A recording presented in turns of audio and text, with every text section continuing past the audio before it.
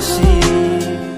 চোখের জলের আড়ালে শুধুই দেখেছি যে যন্ত্রণারই আগুন নিয়ে পড়েছি যে বোঝনি অভিমানে চুপটি করে এসেছি তাই দূরে সরে বোঝাতে চেয়েও পারিনি তাই বোঝাতে লুকোনো কথা। ইট পাথরের শহরে গাড়ি বাড়ির বহরে খুঁজছে মন ভীষণ করে বিভ্রান্তিতা। জীবন যখন থমকে দাঁড়ায়